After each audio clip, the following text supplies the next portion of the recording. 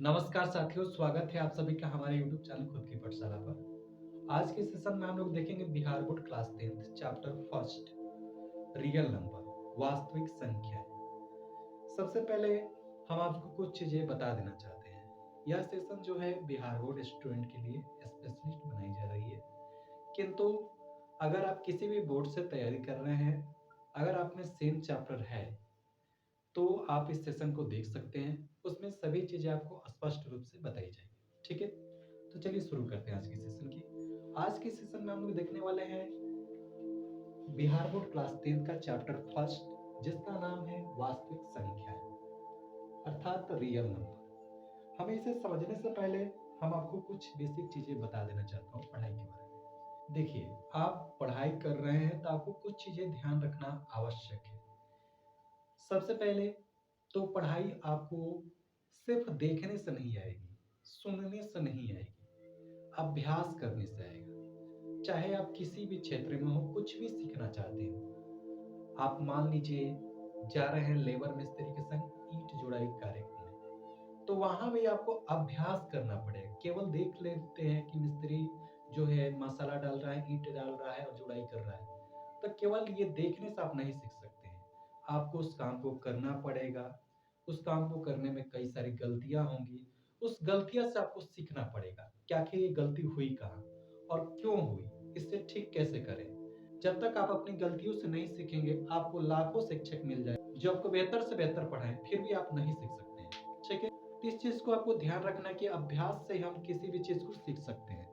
हम लोग पढ़ रहे हैं मैथ। मैथ जो है संख्याओं का खेलना है, अर्थात यदि आपको संख्याओं के साथ खेलना पसंद है तो मैथ आपका अच्छा है। अगर नहीं पसंद है तो फिर आपके लिए मुश्किल है। और यह मैथ ऐसा सब्जेक्ट है जो जीवन के किसी भी पहलू में, किसी भी मोड़ पर आपका साथ नहीं छोड़ेगा। ये हर जगह आपको पकड़ के रखिएगा। आप अनपढ़ हो तब भी आपको मैथ आना ही चाहिए। चाहे आप कुछ भी कर ना करते हो, फिर भी आपको मैथ आना ही चाहिए। ठीक है, चलिए हम लोग शुरू करते हैं। हमारा चैप्टर है वास्तविक संख्या। वास्तविक संख्या यानी रियल नंबर।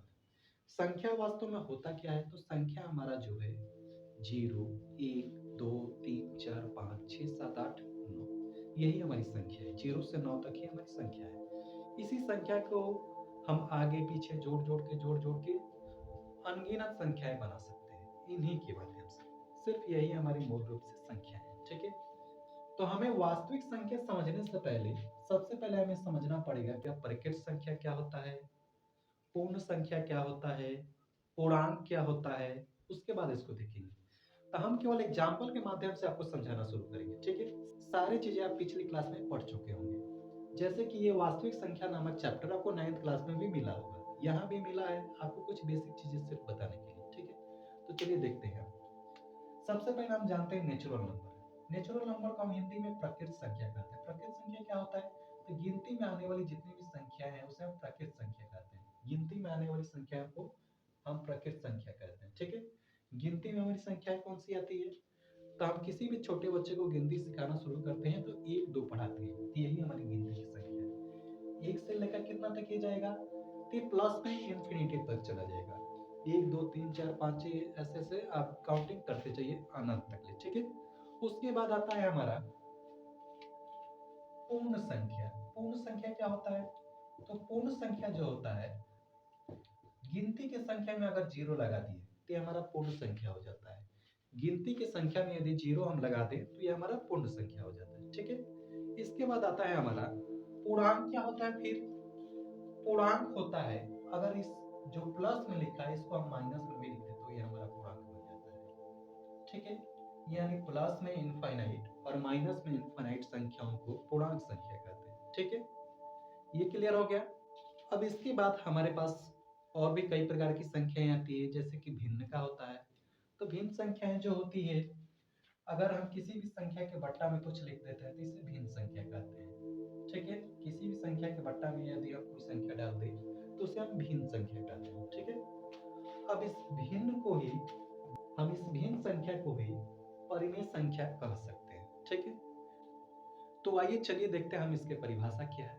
तो देखिए परिभाषा में कह रहा है परिमेय संख्या, जिस संख्या को p by q के रूप में लिखा जा सके, जहां q did not equal to 0 हो, उसे परिमेय संख्या कहेंगे, यानी रेशनल नंबर कहेंगे।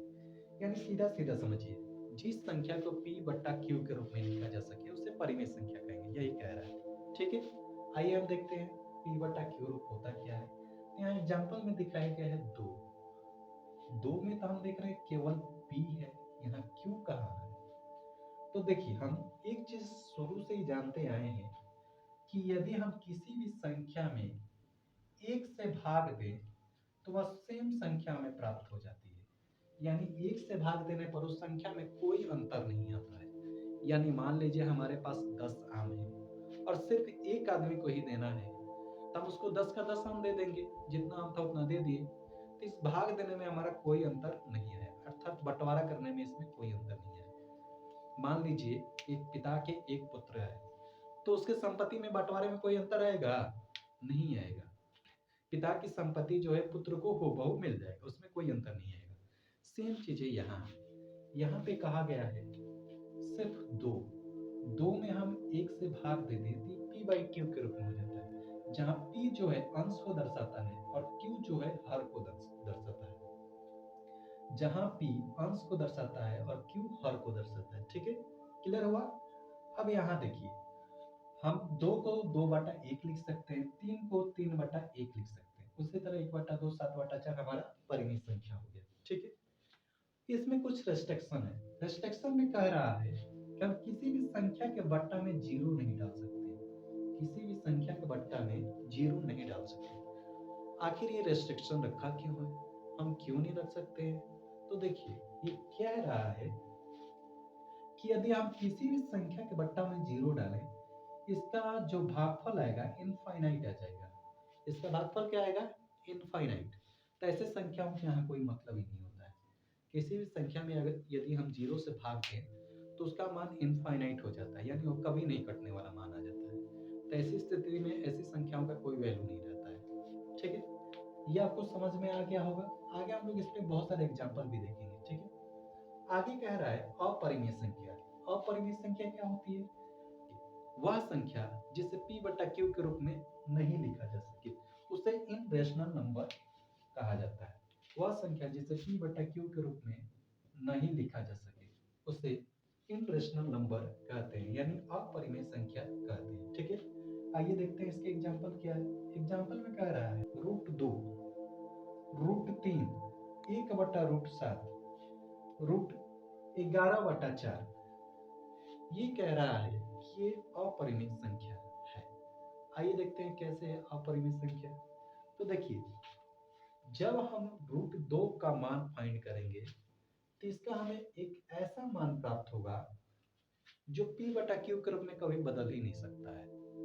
सपोज डेट में √2 का मान जो होता है 1.414 डॉट डॉट डॉट डॉट, बहुत सारे इसके इनफाइनाइट तक मान चले आते हैं, लेकिन इसका कोई परफेक्ट मान नहीं कर पाता है।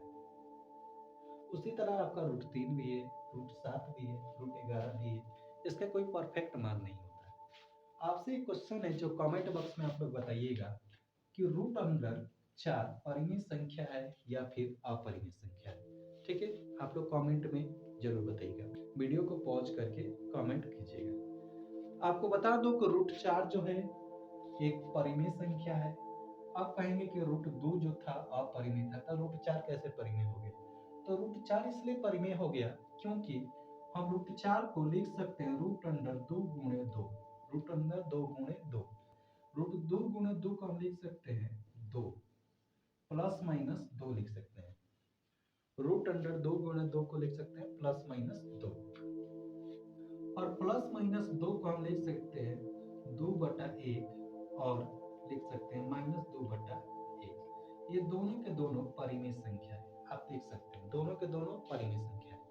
हाँ, एक चीज ध्यान रखिएगा, माइनस हो या ना हो उससे परिमेय संख्या में कोई अंतर नहीं आता। ठीक है, चलिए आगे हम लोग देखते हैं।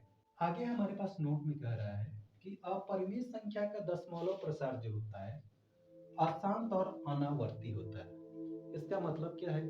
इसका मतलब है कि आपका जो अपरिमेय संख्या है उसका दशमलव प्रसार जब हम करेंगे तो इसका कभी अंत ही नहीं होगा, ये इनफाइनाइट तक चलता चला जाएगा। ठीक है। और अनावर्ती का मतलब क्या है? अनावर्ती का मतलब है कि ये सेम सेम संख्याएं कभी नहीं आएगी। जैसे कि 1.2222, 1.3333, ऐसी कोई संख्याएं आएगी ही नहीं, ये इसका मतलब है। ठीक है।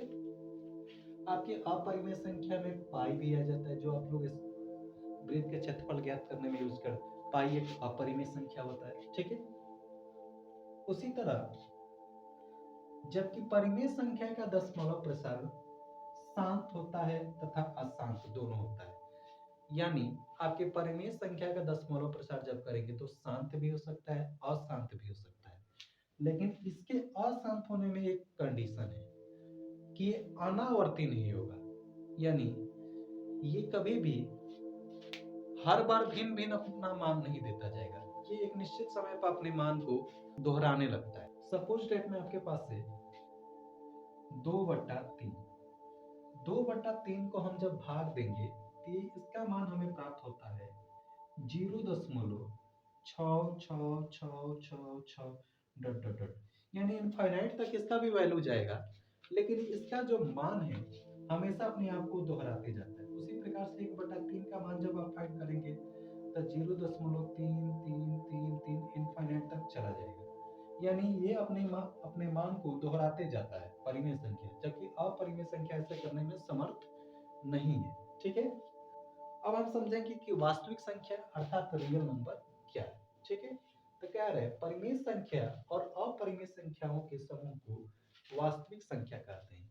यानी परिमेय संख्या को भी ले लें और अपरिमेय संख्या को भी ले लें और दोनों को एक ग्रुप में रख दें तो उसे वास्तविक संख्या कहेंगे। क्लियर हुआ? वास्तविक संख्या क्या होता है जी? तो परिमेय संख्या और अपरिमेय संख्याओं के समूह को, रूप को वास्तविक संख्या कहते हैं। क्लियर हुआ? ठीक है। एग्जाम्पल में आप देख सकते हैं 6, 5, 6, √2, √7 इत्यादि, ये सभी हमारे वास्तविक संख्या हो गए, क्योंकि 5 यहाँ परिमेय है, 6 परिमेय है, जबकि √2 अपरिमेय है, √7 अपरिमेय है। क्लियर हुआ? अब हम इसके बाद समझेंगे भाग लेमा। तो इसको बताने से पहले आप ये सारी परिभाषाएं अपने नोटबुक में नोट कर लें। ठीक है। तो वीडियो को पॉज कर लें। चलिए आगे समझते हैं। इस चैप्टर की सबसे मेन मुद्दा है भाग लेमा को समझना। ठीक है। तो चलिए भाग लेमा को समझते हैं। भाग लेमा को बनाने वाले यूक्लिड नामक वैज्ञानिक रहे हैं। तो इसे हम लोग यूक्लिड भाग लेमा के नाम से भी जानते हैं, या फिर भाग एल्गोरिदम के नाम से भी जानते हैं, या फिर भाग परिमेय के नाम से भी जानते हैं। ठीक है। तो चलिए इसे समझते हैं। तो ये कह रहे हैं कि a बराबर b³ प्लस r, जहां 0 से बड़ा या बराबर होना चाहिए r और r से बड़ा होना चाहिए b। अब इसे हमें समझना पड़ेगा कि ये कहना क्या चाहते हैं। तो ये कहना चाहते हैं वही बात जो हम लोग बचपन से पढ़ते आ रहे हैं, लेकिन हमें पता नहीं है कि आखिर ये करते क्यों है। ठीक है। यही बात वो कहना चाहते हैं। सपोज डेट में हमें मान लीजिए 37 में भाग देना हो 5 से। ठीक है। तो हम लोग भाग देने का एक विधि जानते हैं कि हम 5 के पहाड़ा उतनी बार पढ़ेंगे जितनी बार में ये पूर्ण संख्या आ जाए, लेकिन 37 जो है 5 के पहाड़ा में आता ही नहीं है। तो फिर हमें हमारे गुरुजी ने बता दिया कि आप उतनी बार पढ़ो कि इसके ठीक नजदीक वाला 5 का गुणनखंड आए। तो हम लोग क्या करते हैं, हम लोग देखते हैं कि 5 का पहाड़ा पढ़ते हैं तो 7 बार पढ़ेंगे तो हमारे पास 35 आ जाता है। 7 बार पढ़ते हैं 35 आ जाता है। हम देखेंगे 7 में से 5 घटा दिए 2 बचा, 3 में से 3 गया कट गया। ठीक है। ये हमारा भाग बन गया। लेकिन हमें ये नहीं पता है कि हम 7 ही बार क्यों पढ़े। हम तो 6 बार भी पढ़ सकते थे। जैसे 37 था, 5 के पहाड़ा से घटाना था तो हम 6 बार भी तब पढ़ सकते थे। 30 आता, 7 से फल बच जाता है, 3 3 कट जाता। ठीक है। या फिर एक और कंडीशन बन सकती थी। कंडीशन क्या बन सकता था? एक और कंडीशन हमारे पास बन सकता था कि हम 5 के पहाड़ा 8 बार पढ़ ले और हमारे पास 40 आ जाता। 40 आ जाता इसको जब घटाते तब माइनस में 3 हमारे पास शेषफल बन जाता है। इसी चीज को ये शर्त के माध्यम से डिफाइन करना चाहते हैं, ठीक है। इनका मतलब समझ लीजिए। सबसे पहले ए को इन्होंने भाज्य कहा, बी को इन्होंने भाजक कहा, क्यू को इन्होंने भागफल कहा, आर को इन्होंने शेषफल कहा, ठीक है। अब यहाँ समझते हैं यहाँ कौन हमारा भाजक है, कौन भाज्य है, कौन शेषफल है। तो यहाँ देखिए 5 हमारा जो है भाज्य है, क्या है, 5 हमारा जो है भाजक है, ठीक है। 37 हमारा भाज्य है, 37 क्या है, भाज्य है। 2 हमारा शेषफल है, 2 हमारा क्या है, शेषफल है,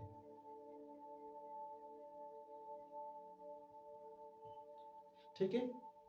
और यहाँ पे 7 जो है ये हमारा भागफल है, 7 क्या है, भागफल। ये चीजें हम लोग बचपन से ही जानते हैं, इसमें कोई नया नहीं, बस हमें इस कंसेप्ट को समझना है, ठीक है। यहाँ पे देखिए उन्होंने भाज्य को कहा है ए, भाजक को कहा है बी, भागफल को कहा है क्यू और शेषफल को कहा है आर, ठीक है। अब इसे समझते हैं ये कहना क्या चाहते हैं। ये कहना चाहते हैं अपने शर्त के माध्यम से कि हमारा ये भाग देने का तरीका तभी सही होगा जब आर जो है यानी शेषफल जो है 0 से बड़ा होना चाहिए या फिर 0 के बराबर होना चाहिए। भाग देने का हमारा तरीका तभी सही होगा जब शेषफल जो है 0 से बड़ा होना चाहिए या फिर 0 के बराबर होना चाहिए, ठीक है। तो ये तरीका हमारा क्या हुआ, गलत हो गया। क्यों गलत हो गया, क्योंकि यहाँ शेषफल क्या है, माइनस में है, लेकिन इन्होंने कहा कि 0 से बड़ा या फिर 0 के बराबर होना चाहिए, जो कि ना ये 0 के बड़ा है ना 0 के बराबर है, ये तो 0 से छोटा है, इसलिए ये हमारा तरीका गलत हुआ। अब दूसरा तरीका देखते हैं कि यहाँ भी हमने भाग दिया है, तो ये क्यों गलत है। कि इन्होंने आगे कहा है कि हमारा r का जो वैल्यू होगा वो b से छोटा होना चाहिए, या फिर उल्टा कह सकते हैं b का वैल्यू जो है r से ज्यादा होना चाहिए, b का वैल्यू r से ज्यादा होना चाहिए, या फिर r का वैल्यू b से कम होना चाहिए, ठीक है, समझ में आया। अब देखिए यहाँ पे दिक्कत क्या हुआ है, ये रहा हमारा b और ये रहा हमारा r। हम देख रहे हैं कि यहाँ पे b का वैल्यू छोटा है, r का वैल्यू बड़ा है, लेकिन यहाँ पे कहा गया है कि b का वैल्यू बड़ा होना चाहिए, r का वैल्यू कम होना चाहिए, ठीक है। इसलिए ये तरीका हमारा गलत हो गया। आज आप लोग समझ पा रहे होंगे, बचपन का भी एक कंसेप्ट क्लियर हो गया। क्या कि हम 5 के पहाड़ा 6 बार क्यों नहीं पढ़ सकते हैं, या फिर 5 के पहाड़ा 8 बार क्यों नहीं पढ़ सकते, ये भाग लेमा से क्लियर किया गया, ठीक है। यहाँ हम लोग कुछ एग्जाम्पल से समझ लेते हैं कि b किसे कहेंगे, r किसे कहेंगे, q किसे कहेंगे, ठीक है। तो यहाँ देखिए 36 को हम लोग क्या कहेंगे, a कहेंगे, 5 को क्या कहेंगे, b कहेंगे, 7 को क्या कहेंगे, 7 को हम लोग q कहेंगे, और 1 को क्या कहेंगे, r कहेंगे, ठीक है। a यानी भाज्य, b यानी भाजक, q यानी भागफल और r यानी शेषफल, ठीक है। उसी तरह 3 को a, 6 को b, 0 को q और 2 को r कहेंगे, सॉरी 3 को r कहेंगे, ठीक है, क्लियर हुआ। आइए अब हम लोग जानते हैं कि आखिर भाग लेमा क्यों पढ़े, इसकी जरूरत क्या है। तो ये जो भाग लेमा है ये आपका सहायता करता है HCF ज्ञात करने में, ठीक है। भाग लेमा किस में सहायता करता है, HCF ज्ञात करने में, जो आप लोग बचपन में सीखे होंगे LCM और HCF। तो एक बार फिर से हम लोग इसे देखेंगे कि LCM और HCF होता क्या है, और भाग लेमा के माध्यम से हम कैसे ज्ञात कर सकते हैं, और हम लोग बचपन से कैसे ज्ञात करते हैं, सभी चीजें हम लोग डिटेल में देखेंगे, ठीक है। चलिए, तो हम लोग थे भाग लेमा पर। तो भाग लेमा को समझने से पहले हमने बोला था कि एचसीएफ और एलसीएम का बेसिक रूप समझना पड़ेगा। तो चलिए सबसे पहले हम लोग देखते हैं कि एलसीएम क्या होता है। तो देखिए एलसीएम का फुल फॉर्म होता है लोएस्ट कॉमन मल्टीपल, यानी हमें 2 या 2 से अधिक संख्याओं का सबसे छोटा गुणनफल चाहिए जो दी हुई संख्या से भाग लग सके, ठीक है। परिभाषा क्या कह रहा है, देखिए एलसीएम को हम लोग हिंदी में लसा भी कहते हैं। 2 या 2 से अधिक संख्याओं का सबसे छोटा गुणनफल चाहिए, ठीक है, जो दी हुई संख्या से विभाज्य होता है। सपोज डेट में आपको दिया हुआ है 8 और 12। 8 और 12 का एलसीएम क्या है जी, 24 से। 8 और 12 का एलसीएम 24 से। हम लोग एलसीएम निकालने का 2-3 तरीका सीख रखा है। हम लोग बचपन में सीखे हुए हैं कि अगर मान लीजिए 8 और 12 का एलसीएम निकालना हो तो हम लोग देखते हैं किससे कटने वाला है। जैसे कि ये 2 से दोनों कट जाएगा, 2 के पाड़ा में 4 बार में 8 आ जाएगा और 6 बार में 12 आ जाएगा। फिर से देख रहे हैं ये 2 से कट जाएगा, 2 के पाड़ा में 2 बार में 4 और 3 बार में 12। अब ये कॉमन पाड़ा में नहीं कटने वाला है, कॉमन पाड़ा में नहीं कटने वाला होता है तो हम इसको गुणा कर लेते हैं। जैसे कि 2 गुणे 2 गुणे 2 गुणे 3 कितना हो गया जी? तो 2 गुणे 2 4, 4 दूनी 8, 8 के 24, हमारे पास 24 एलसीएम आया। लेकिन क्या यही तरीका है एलसीएम ज्ञात करने का? तो एलसीएम ज्ञात करने का एक और तरीका होता है। एक और तरीका क्या है? तो हम लोग 8 का अभाज्य गुणनखंड निकाल लेंगे, ठीक है। तो देखते हैं 8 का अभाज्य गुणनखंड क्या होता है। तो 8 का हमारे पास अभाज्य गुणनखंड 2 गुणे 2 गुणे 2 होते हैं। उसी तरह हमारे पास 12 का अभाज्य गुणनखंड हो जाएगा, 12 का अभाज्य गुणनखंड हो जाएगा 2 गुणे 2 गुणे 3। ये हमारे पास 12 का अभाज्य गुणनखंड हो जाएगा। देख लेते, 3 3 दूनी 6, 6 दूनी 12, 2 दूनी 4, 4 दूनी 8, ये हमारे पास सटीक आ रहा है, ठीक है। एलसीएम होता क्या है फिर से आपको क्लियर कर देता हूँ।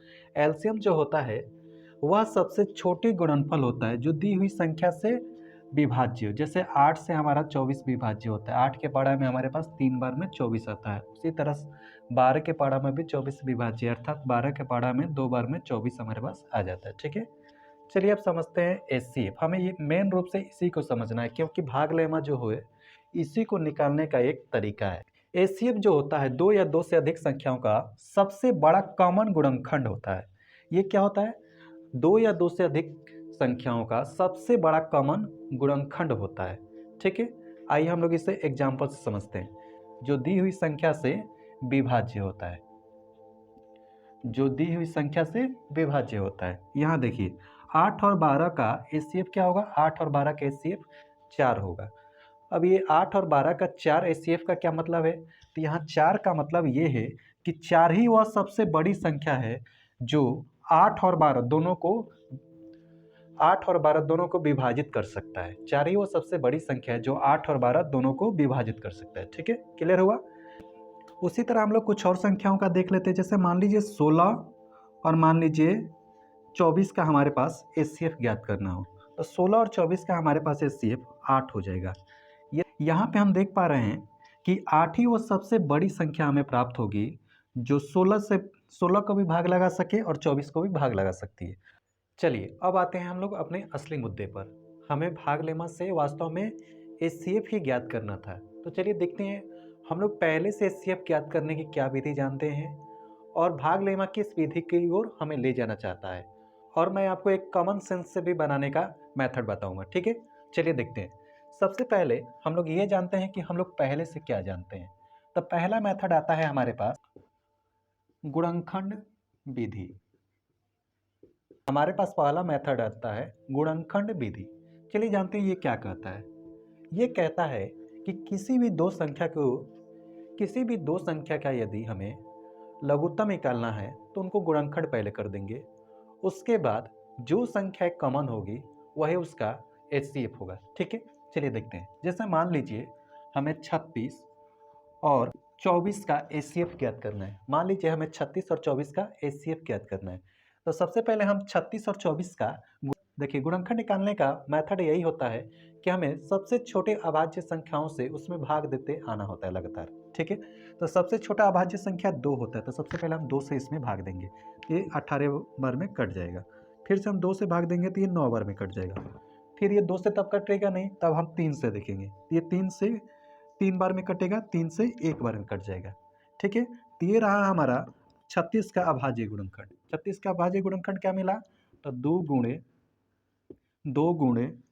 3 गुणे 3।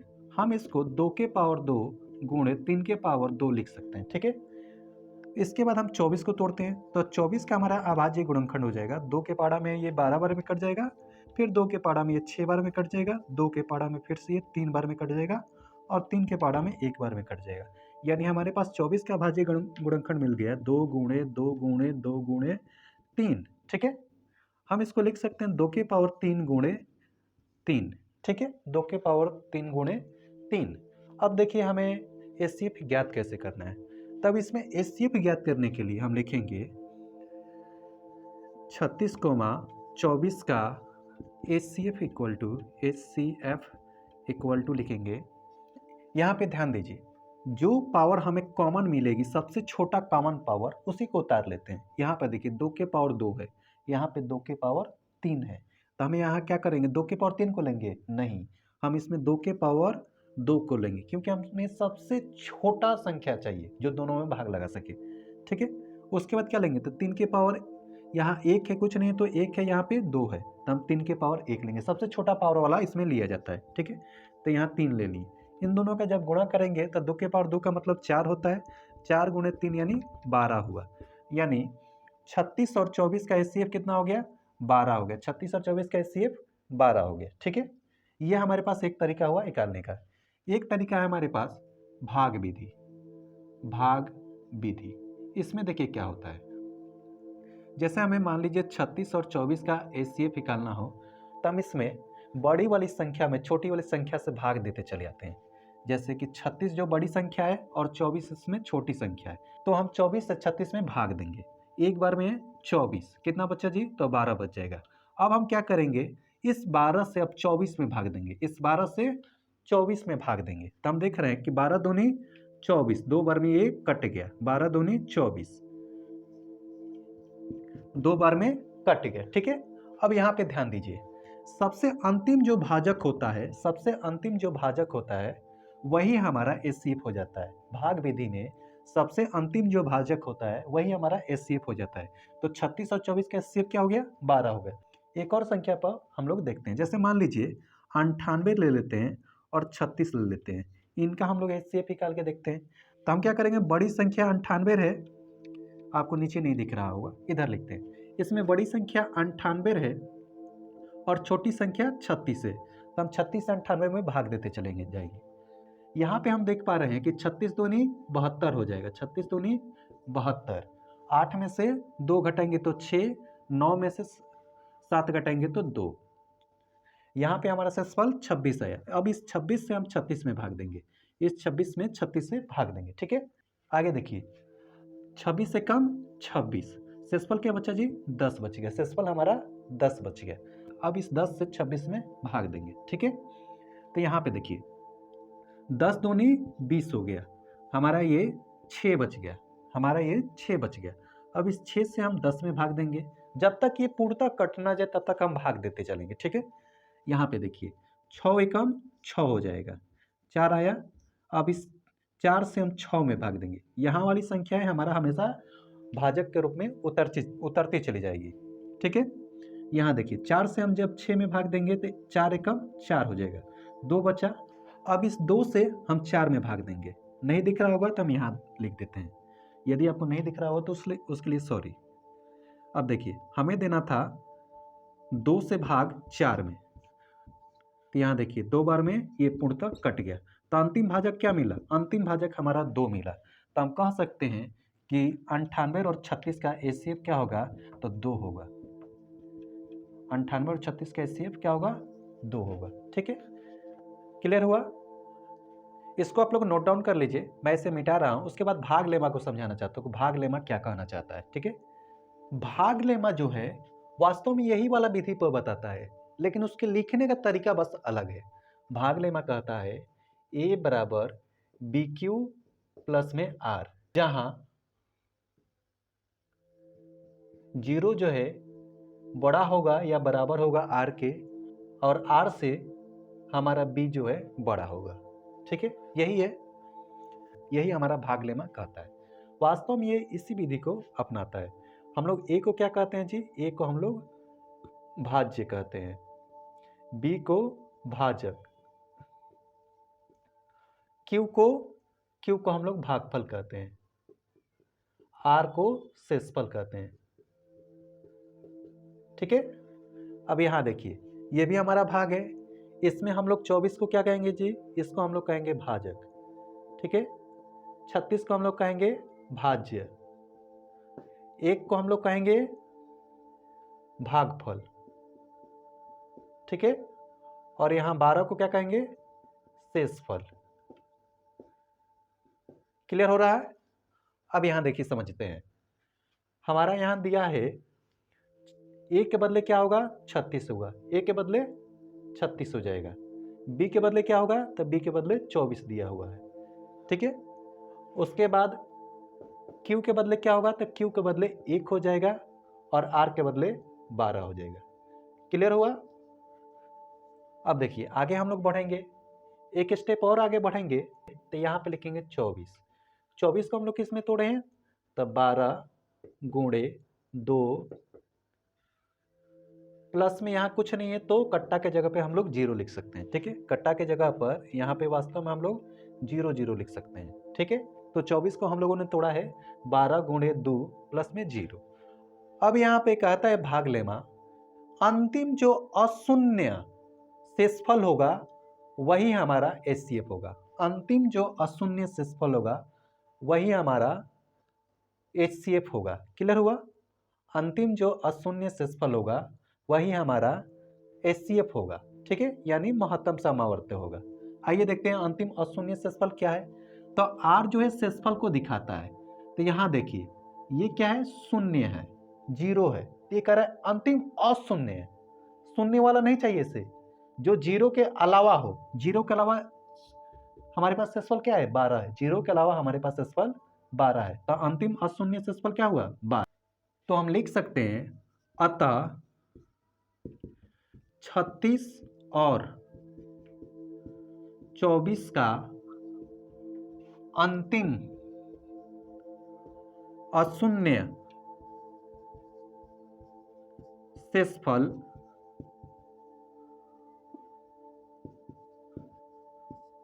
12 है।